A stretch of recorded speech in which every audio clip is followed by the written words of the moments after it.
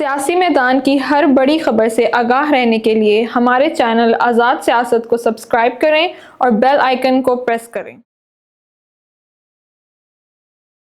پیر کی شام جب یہاں ہم بیٹھے تھے تو اس وقت جو مارکیٹ میں جو نیا جو تازہ ترین جو پھل آیا تھا یا سودا آیا تھا وہ 5 رکنی کمیٹی تھی پی ٹی آئی کی کہ جی ہم مذاکرات کریں گے، جو بھی ہم سے کرنا چاہتا ہے، انسان کرنا چاہتے ہیں تو انسان کریں، فرشتے کرنا چاہتے ہیں تو فرشتے کریں۔ اور اس وقت آپ کے پاس اور میرے پاس محدود ملاقات تھی، ہمارا بس اندازہ تھا جی۔ تو جو میری سمجھ میں آیا، میں نے بلکہ واضح طور پر کہا تھا کہ میرے پاس معلومات نہیں ہیں جی، لیکن میری سمجھ بوجھ یہ کہتی ہے کہ یہ مذاکرات کریں گے۔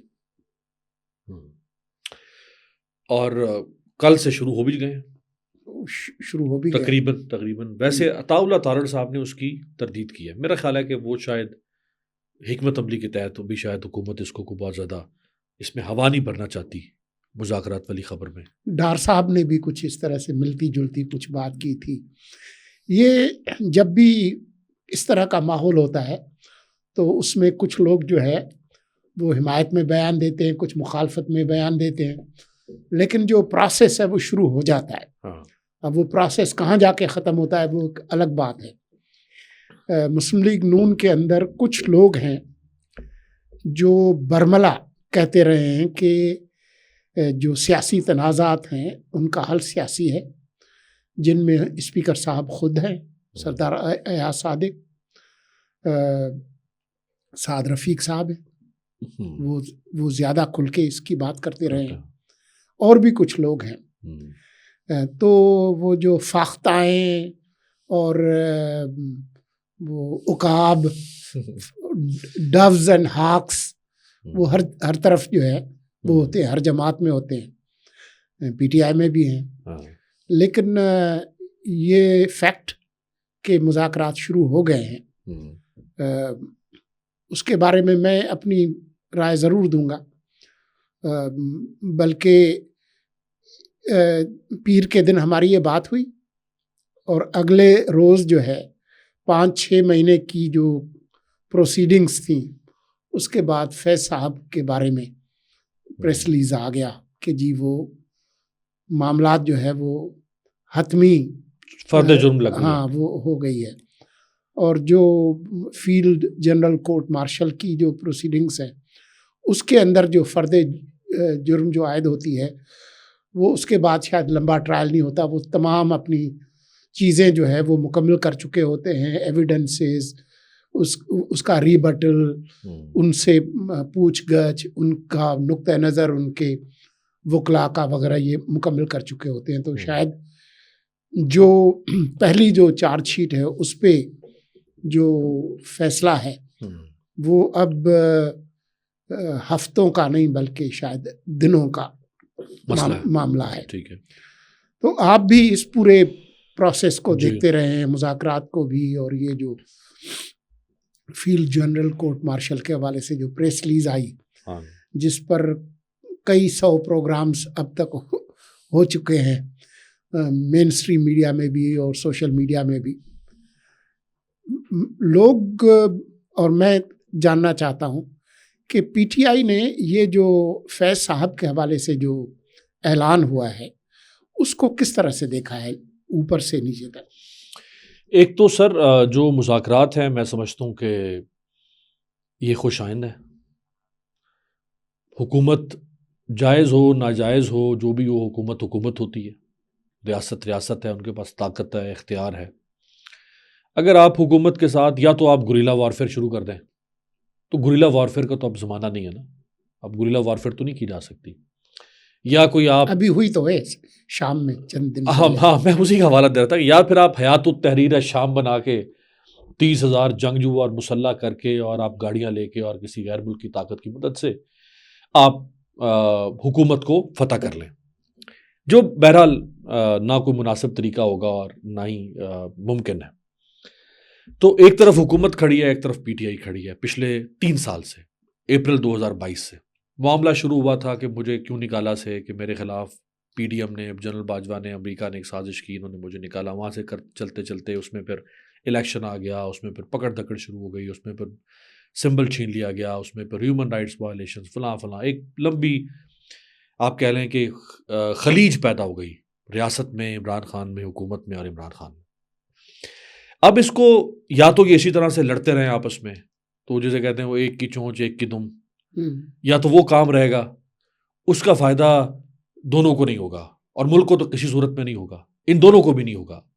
اگر کسی ایک فریق کو فائدہ ہو رہا ہوتا تو ان 3 سالوں میں نہ عمران خان ختم ہو سکا، نہ ہی نون لیگ اور پیپلز پارٹی اور ان کے ساتھ کھڑی ہوئی طاقتیں ختم ہو سکیں. تو پھر حل تو یہی سمجھداری کا ہے کہ آپ بیٹھیں اور کچھ پی ٹی آئی کو چھوڑنا پڑے گا، کچھ حکومت کو چھوڑنا پڑے گا، ون ون سچویشن پہ ہی جا کے مذاکرات کامیاب ہوتے ہیں. اب چونکہ یہ سردار ایاز صادق کی ہمشیرہ کے انتقال پر گئے تھے، اور اس کی ماضی میں کئی مثالیں موجود ہیں. آپ کو یاد ہوگا جب چودھری برادران اور شریف برادران کے درمیان شدید اختلافات تھے، تو شاید نواز شریف صاحب کی والدہ کا انتقال ہوا تھا جی، تو وہاں چلے گئے تھے تعزیت کی، یا بھائی کا، شاید میرا خیال ہے ان کے بھائی کا، ان دونوں کے درمیان اس طرح سے وہ ہوا تھا، آنا جانا رہتا ہے ہمارے جو 15-16 سال کے بعد کہیں جا کے شاید عباس شریف ان کے بھائی کا، میں اگر غلطی سے نام تو نہ لے رہا ہوں، ایسا کسی کے انتقال کی بات ہے، تو اس پہ یہ چلے گئے اور پھر دونوں کے درمیان رابطے پر. آپ کو پتہ ہے پی ڈی ایم کے دور میں تو بار بار ایک دوسرے کی طرف آنا جانا رہا. تو اچھی بات یہ ہے کہ معاملات چلیں، اور حکومت کو چاہیے کہ وہ اب اس پہ جلتی پر تیل نہ ڈالیں، حکومت کے کچھ وزیر. اور اگر اس میں انہوں نے، ورنہ وہ سپوائلر، حکومت خود سپوائلر بن جائے گی اس میں. جہاں تک فیض حمید صاحب کا تعلق ہے تو پی ٹی آئی میں دیکھیں کو بہت زیادہ کوئی پریشانی مجھے اس میں نظر نہیں آئی. اچھا، ہاں کہ جی وہ مارے گئے، جی بندہ پھڑیا گیا ہے، اڑکی ہوئے گا، ہوتا ہے نا یار اب تو مارے گئے، یار یہ پکڑا گیا، یہ تو ہمیں بھی مروائے گا. نہیں، بالکل سکون ہے. کیونکہ فیض حمید نے اگر کچھ کیا ہے سیاسی لوگوں کے ساتھ مل کے، تو فیض حمید ڈی جی سی بھی رہا ہے، ڈی جی آئی ایس آئی بھی رہا ہے. 2 کورس کمانڈ کیے ہیں اس نے، پشاور بھی بہاولپور بھی. وہ کوئی کاکا تو نہیں تھا. اگر وہ کچھ غلط کر رہا تھا تو اس نے 2-4 انتہائی کانفیڈنٹ جو لوگ تھے انہی کے ساتھ ہی اس نے اپنا پلان شیئر کیا ہوگا نا. یہ جو انصار عباسی صاحب نے سٹوری لگائی کہ 50 لوگوں کے ساتھ وہ رابطے میں تھا، وہ رابطہ کوئی کسی بھی نوعیت کا ہو سکتا ہے، وہ 500 لوگوں کے ساتھ بھی رابطے میں ہو سکتا ہے. کیا وہ کسی سازش یا غداری یا بغاوت یا کسی میوٹنی کے لیے وہ رابطے میں تھا؟ تم کون پاگل ہوگا جو 50 لوگوں کے ساتھ بیٹھ کے میوٹنی ڈسکس کر رہا ہوگا؟ میں نے اور آپ نے بھی اگر کوئی بغاوت کرنی ہوگی تو 50 شہر میں 50 لوگوں کے ساتھ یہ پلان ڈسکس کریں گے. ایز اے ریٹائرڈ جنرل اس نے بہت سارے اس کے تعلقات رہے ہیں سیاسی، ہر جماعت میں اس کے تعلقات رہے ہیں، تو وہ رابطوں میں رہا ہوگا. ابھی جو موجودہ ہمارے کئی فوجی افسران ہیں، ان کی شادیاں ہوئی ہیں بچوں کی، اس میں کئی سیاستدان حکومت کی شخصیات بھی گئی ہیں. بھائی یہ تو ہمارے سماجی رابطے ہیں نا، وہ رہتے ہیں، اس میں کوئی ایسی بات نہیں ہے. لیکن ایسا کچھ نہیں ہے کہ کوئی اس نے بہت بڑا کوئی نیچے ایک نیٹ ورک بنایا پی ٹی آئی کا پہلے، اور ان کے ذریعے سے وہ کر رہا تھا. اس نے ضرور کچھ کیا ہوگا، وہ پتہ چل جائے گا بھی. اور میں تو ذاتی طور پہ بہت خوش ہوں اس پہ کہ کوئی اونٹ تو پہاڑ کے نیچے بھی آیا نا. وزیر اعظم تو آتے رہے نیچے، اور بھی لوگ آتے رہے ہیں. کوئی 3 اسٹار لیفٹیننٹ جنرل جو D G I S I کی پوزیشن پہ رہا ہوگا، وہ بارش کا پہلا قطرہ تو کسی کو بننا تھا نا. تو میرے لیے تو میں تو کہتا ہوں اس کو ایسی عبرت ناک سزا دیں جو دے سکتے ہیں، 500 سال کی سزا دے دیں. میں تو غیر مشروط کہہ رہا ہوں. لیکن پی ٹی آئی کے اندر کسی قسم کی کوئی پریشانی ہے جان، میرا نہیں خیال. ہاں یہ کہا جا رہا ہے کہ عمران خان صاحب سے شاید رابطہ کیا جائے گا ابھی، اور ان کو فیض حمید کا سوال نامہ دیا جائے گا کہ یہ فیض حمید سے کچھ باتیں نکلی ہیں، اس پہ آپ جواب دیں. یہ خبر آ رہی ہے. صحیح. پہلے تو میں یہ جو مذاکرات جس کے بارے میں میرا خیال تھا کہ یہ ہوں گے، جو اب شروع ہو گئے ہیں، اس کے مستقبل کے بارے میں 2 لفظ کہہ دوں. میرے خیال میں پی ٹی آئی جو بظاہر اب غیر مشروط مذاکرات پر تیار لگتی ہے، حالانکہ یہ ابتدائی مرحلہ ہے، ابھی کوئی فارمل رسمی اسٹرکچرڈ ڈائلاگ حکومتی کمیٹی کا بھی ابھی نہیں پتا کہ کوئی کمیٹی بنی بھی ہے یا نہیں ہے. کہتے ہیں ہم پارلیمان کے تھرو اس پروسیس کو گزاریں گے، لیکن جو میری سمجھ بوجھ ہے وہ یہ ہے کہ جو 26 نومبر کو جو فائنل کال، حتمی کال جس طرح سے ختم ہوئی ہے، جیسے پسپائی ہوئی ہے، بظاہر یہاں سے لوگ گئے ہیں، اس کے بعد جو پوزیشن ہے پی ٹی آئی کی وہ نسبتاً کمزور ہوئی ہے میرے نظر میں.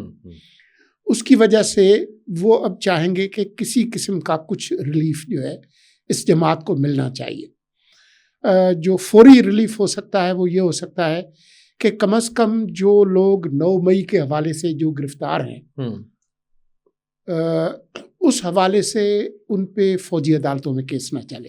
یہ ان کی پوزیشن بھی ہے، اور اگر مذاکرات کے دوران کوئی ایسی صورتحال بنتی ہے کہ کہیں جی جوڈیشل کمیشن بنا لیتے ہیں، تو اگر جوڈیشل کمیشن بنتی ہے تو وہ کنکلوڈ ہونے میں کچھ وقت لگائے گی. جب تک وہ کنکلوڈ ہو، کیا اس وقت تک آپ ان فوجی عدالتوں میں جو مقدمات ہیں اس کا کیا کریں گے؟ وہ کم از کم سرد خانے میں تو چلے جائیں گے. تو کچھ جو چیز ہے، جو مصیبت ہے، وہ کچھ عرصے کے لیے کم از کم ٹل جائے گی. تو اگر حکومت اس پہ راضی ہوتی ہے، کم از کم ایک فائدہ یہ ان کو ہوگا. اور پھر یہ کہ دنیا کو، پاکستان کو بتانے کے لیے یہ بھی ایک بیانیہ ہوگا کہ یہ ہم پہ الزام لگاتے تھے کہ جی یہ تو سیاسی لوگ نہیں ہیں، یہ تو بات چیت ہی نہیں کرنا چاہتے، دیکھیں جی ہم آ گئے ہیں اور ہم بیٹھ بھی گئے ہیں. تو کم از کم اس بات کو بھی، اس پوزیشن میں جب آپ مضبوط پوزیشن میں نہیں ہیں، اس میں اگر آپ یہ حاصل کر سکتے ہیں تو یہ ایک طرح سے پی ٹی آئی کی جیت ہوگی. اب میں آ جاتا ہوں کہ حکومت کی جیت کیا ہوگی اور حکومت اس سے کیا حاصل کرنا چاہے گی. میرا خیال یہ ہے کہ حکومت یہ چاہے گی کہ ان کا سب سے بڑا مسئلہ کیا ہے کہ جی یہ فارم 47 کی حکومت ہے، مینڈیٹ ہمارا ہمیں واپس کریں. حکومت کو ہم چلنے نہیں دیں گے، ہم ادھر سے مظاہرہ کریں گے، ادھر سے دھرنا کریں گے، ادھر سے چڑھائی کریں گے. ہم نے جو ہے وہ اس کیتلی کو ابلتے رکھنا ہے. یہ ان کا مسئلہ ہے. اگر پی ٹی آئی راضی ہو جائے کہ وہ ساری انقلابی تقاریر پارلیمان میں کریں، سڑک کو گرم نہ کرے، تو یہ جیت ہوگی حکومت کی. تو وہ اس سے یہ مقصد حاصل کرنا چاہیں گے. میرا اندازہ یہ ہے کہ نہ پی ٹی آئی اپنا مقصد حاصل کر سکے گی، نہ حکومت اپنا مقصد حاصل کر سکے گی. اب جو فیض صاحب کا جو مقدمہ ہے، اس کے نتیجے میں کون کون لپیٹا جاتا ہے اور کس طرح سے لپیٹا جاتا ہے، اس کے پھر سیاست پہ، پی ٹی آئی پہ کیا اثرات ہوں گے، وہ ایک الگ ایک چیپٹر ہے. مجھے ایسا لگتا ہے کہ جو ہم انگریزی میں کیا کہتے ہیں، گریپ وائن، ابھی تو نہ آپ نے کوئی فیض صاحب نے کے خلاف کون سے ثبوت آئے، نہ آپ نے دیکھے نہ میں نے دیکھے. ابھی تو ہمیں ادھر ادھر سے، وی لاگر سے، فلاں سے، واٹس ایپ گروپ سے، کان میں کس نے ڈالی، ادھر ہی سے پتہ چل رہا ہے نا. نہ آپ نے دیکھا ہے نہ میں نے دیکھا ہے. لیکن اگر ان لوگوں پر اعتبار کیا جائے جو کہتے ہیں کہ یہ ہوا، پھر یہ ہوا، پھر فیض کا ایک نیٹ ورک تھا، اور کچھ اشارے ہیں پریس ریلیز میں کہ مئی 2022 میں اشارہ 25 مئی میں جو یہاں پر چڑھائی ہوئی تھی، اس وقت پشاور میں کور کمانڈر تھے فیض صاحب، 25 مئی 2022 کو، کہ اس میں بھی ان کا عمل دخل ہے. پھر جو وزیر آباد سے جو آ رہے تھے لانگ مارچ، جو کہ ملتوی ہو گیا، اس میں، اور پھر نومبر 2022 میں، غالباً 26 نومبر کی تاریخ تھی جب انہوں نے پنڈی میں مارچ کیا تھا.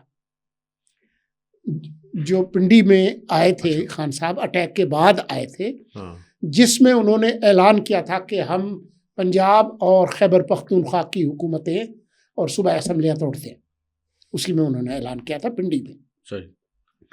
تو اس حوالے سے بھی ان کا ذکر آ رہا ہے کہ یہ جو معاملہ تھا، اور پھر فاسٹ فارورڈ کر کے آ جائیں 9 مئی تک، بلکہ یہ بھی کہا جا رہا ہے کہ جس دن وہ گرفتار ہوئے ہیں 12 اگست، اس وقت تک ان کا خان صاحب کے ساتھ اور پی ٹی آئی کے جو اہم جو انقلابی رہنما ہیں ان کے ساتھ ان کا رابطہ تھا. یہ گریپ وائن سے ہمیں پتہ چلتا ہے، نہ آپ نے دیکھا ہے نہ میں نے دیکھا ہے. اب اگر ایسا ہے تو کچھ چیزوں کی سزا جو ہے وہ تو ان کو شاید اب مل جائے گی. میکسیمم سزائے موت ہے، اس سے نیچے جو ہے وہ عمر قید ہے. ان دونوں میں سے کوئی سزا ان کو ممکنہ طور پر مل سکتی ہے. لیکن یہ معاملہ یہاں پر ختم نہیں ہوگا. اگر گریپ وائن سے ہم جو کچھ سن رہے ہیں اس کے اندر کوئی صداقت ہے، کوئی مٹیریل ہے، تو پھر یہ معاملہ خان صاحب تک بھی آئے گا اور بھی ان کے کچھ لوگوں کی طرف آئے گا. یہ مقدمات فوجی عدالتوں میں چلیں گے یا نہیں چلیں گے، یہ جڑا ہوا ہے سپریم کورٹ کے اس کیس کے ساتھ جس کی ابھی سماعت ہو رہی ہے. ابھی مجھے نہیں معلوم کہ اس کا فیصلہ کیا ہوگا. اس کے بارے میں آپ اور میں ہم کیا سارائی نہ ہی کریں تو بہتر ہے. لیکن یہ معاملہ جو ہے وہ ابھی تک خاصا گمبھیر جو ہے وہ دکھائی دیتا ہے. میرا خیال ہے سر مقدمات جو ملٹری کورٹ میں ہے نا، اس میں جو سپریم کورٹ کی جسٹس سردار طارق مسعود کی ججمنٹ تھی، if I am not wrong, اس میں ٹرائل کر سکتی ہے ملٹری کورٹ، فیصلہ نہیں سنا سکتی. جو یہ فیصلہ ہے جس کو چیلنج کیا گیا ہے. چیلنج کیا گیا. فیصلہ یہ تھا کہ ابھی آپ نے جو بھی ملٹری ٹرائل کرنے ہیں کر لیں، آپ کر لیں، لیکن فیصلہ نہیں سنا سکتے. جی اچھا، ابھی بھی جب یہ دوبارہ پروسیڈنگ شروع ہوئی کہ اس میں حکومت نے کہا کہ ہمیں آپ اجازت دیں کہ ہم فیصلہ سنا دیں، انہوں نے کہا کہ نہیں، ابھی تو ہم کیس سن رہے ہیں. تو حکومت کی وہ درخواست مسترد کر دی. تو اس میں میرا جو آپ فرما رہے ہیں نا کہ ابھی کیس اگر کیس عمران خان کا ملٹری کورٹ میں چلنا ہے یا پی ٹی آئی کے کچھ اور لوگوں کا چلنا ہے، تو اس وقت کوئی ٹرائل چلانے میں قانونی قدغن نہیں ہے. کوئی نہیں ہے. میں یہ کہہ رہا تھا بالکل. اگر ٹرائل چلانا چاہیں وہ تو ٹرائل چلا سکتے ہیں. ہاں، لیکن کیونکہ اب چند دنوں کی بات ہے، سپریم کورٹ وہ ہو رہا ہے، تو وہ شاید جلد بازی نہیں کریں گے. ممکن ہے، مجھے ایسا لگتا ہے. ہاں، کیونکہ وہ شاید ادھر سے ہی معاملات آسانی سے حل ہو جائیں سپریم کورٹ کی طرف سے ہی، اور وہ پھر اور آسانی ہو جائے. اگر سپریم کورٹ اس کی اجازت دے دیتی ہے، جی، کیونکہ یہ کوئی پہلی دفعہ نہیں ہوگا. میرے خیال میں ہم یہاں بیٹھنے سے پہلے جو میں آپ کو بتا رہا تھا کہ 29 سویلینز کو فوجی عدالتوں میں خان صاحب کے زمانے میں سزا دی گئی، جن میں سے 3 کو سزا موت دی گئی. تو معاملہ قانون کا نہیں ہے، معاملہ یہ ہے کہ آپ کیا ملک کے سابق وزیر اعظم کو فوجی عدالت میں سزا دے کر عمر قید دے دیں، 10 سال دے دیں، 5 سال دے دیں، یہ کریں گے تو اس کی کوئی سیاسی مضمرات ہوں گے نا. یہ تمام چیزیں ریاست کو، نظام کو دیکھنی پڑیں گی. دیکھیں، یہ آپ نے بہت آسان کر دی بات. کل حمزہ یوسف جو اسکاٹ لینڈ کے فرسٹ منسٹر ہے، فرسٹ منسٹر جیسے چیف منسٹر ہوتا ہے ہمارے ہاں، تو حمزہ یوسف نے کل یا پرسوں آکسفورڈ یونین میں کھڑے ہو کر ایک ایڈریس کیا جس میں اس نے ذکر کیا اپنا بھی کہ میں یہاں سے پڑھا ہوں اور یہاں سے عمران خان بھی پڑھا ہے اور وہ سابق کرکٹر ہے اور کیپٹن ہے اور فلاں فلاں، اور پاکستان میرے لیے بہت عزیز ہے، جو کہ وہ پاکستانی نہیں یاد ہیں. تو انہوں نے کہا کہ یہ بہت تکلیف کی بات ہے کہ پاکستان میں ابھی بھی اتنے عرصے کے بعد بھی سیاسی مخالفین کو جیلوں میں ڈالا جا رہا ہے اور ان کو انتقام کا نشانہ بنایا جا رہا ہے. دیکھیں، رانا ثناء اللہ نے کہا تھا کہ جو شخص 1 سال جیل میں گزار لیتا ہے نا، اس کا وہ جسے کہتے ہیں نا جھاکا اتر گیا ہے، وہ پھر 5 سال بھی گزار سکتا ہے. تو عمران خان تو 1.5 سال جیل میں گزار چکا ہے، تو آپ 5 سال اور گزار لیں گے، 10 سال. ڈیتھ پینلٹی تو ویسے ہی ہم نے روک رکھی ہے، ایگزیکیوٹ ہو نہیں سکتی یورپی یونین کی وجہ سے. چلیں عمران خان کو پھانسی پہ لٹکا دیں، یہ بھی ریاست تمغہ 78 سال کے بعد یہ بھی اپنے سینے پر ماتھے پر سجا لے، اور پھر تاریخ بتائے گی کہ یہ ذلت کا توق بنے گا یا یہ کوئی تمغہ بنے گا ہمارے لیے کہ ہم نے ایک اور وزیر اعظم کو پھانسی دے دی. میرا نہیں خیال کہ یہ اتنا آسان کام ہوگا, اور یہ اٹ سیلف ایک بہت بڑا داغ رہے گا کہ آپ نے ایک سابق وزیر اعظم کو دیکھیں, وہ جو جن 29 لوگوں کا اس سے پہلے وہ 2014 میں بھی آپ کو یاد ہے نا, اے پی ایس کے بعد بھی یہ ہوا ہاں, تھا. وہ تو آئین میں باقاعدہ ترمیم کی گئی تھی, ہاں بالکل. اور اس میں ایک سن سیٹ کلاس جو ہے وہ بھی ڈالا گیا تھا کہ یہ فوجی عدالتوں میں دہشت گردوں کا آپ ٹرائل کریں گے اور فلاں تاریخ تک کریں گے. اور اس کے خلاف قاضی فائز صاحب نے پھر فیصلہ بھی کیا تھا, انہوں نے اس کے خلاف نوٹ لکھا تھا. سو جو ہارڈنڈ کرمنلز ہیں, ایک ہوتا ہے پولیٹیکل کرمنل, ایک ہے ہارڈنڈ کرمنل, ان دونوں کی ڈیفینیشن پوری دنیا کر چکی ہے, ایک بار نہیں ہزاروں بار کر چکی ہے. دنیا کی عدالتیں کر چکی ہیں, دنیا کی یونیورسٹیز کر چکی ہیں, رائٹرز کر چکے ہیں, فلاسفرز کر چکے ہیں, ایکیڈیمیشنز کر چکے ہیں. پولیٹیکل کرمنل جو ہوتا ہے, یا جو پولیٹیکل پرزنر ہوتا ہے, جس کو پرزنر آف کانشیس بھی کہتے ہیں,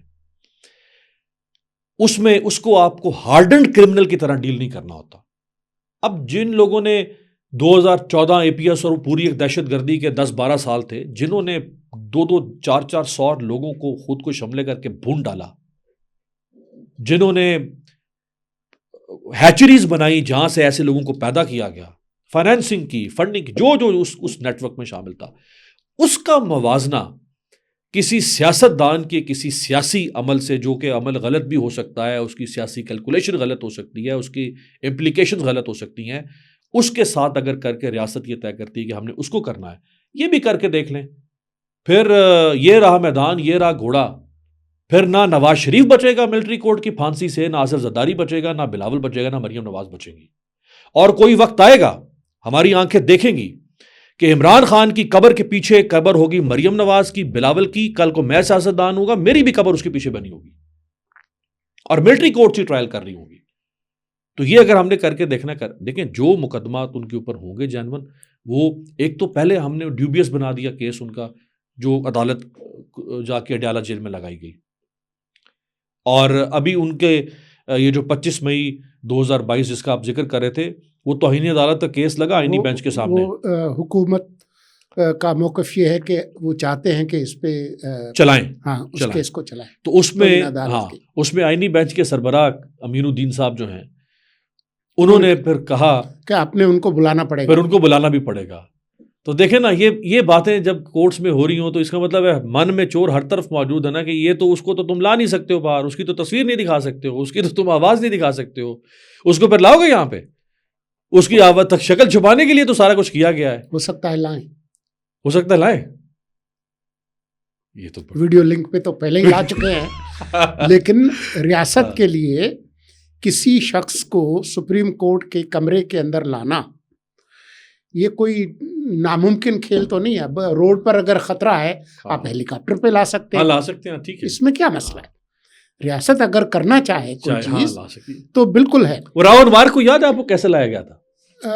مجھے نہیں پتا, اس کو تو وہ کوئی لاڈلا بیٹا تھا, اس کو کسی خاص طریقے سے اس کو لایا گیا تھا, اور اچانک بڑی ہائی ہیوی سیکیورٹی میں سپریم کورٹ. ایون خان صاحب کو جب آپ کو یاد ہے 9 مئی کے کیس, 9 مئی کو جب گرفتار کیا تھا, اور پھر بندیال صاحب نے ان کو بلایا تھا اور ایک رات ریسٹ ہاؤس میں گزاری تھی, یاد ہوگا آپ کو.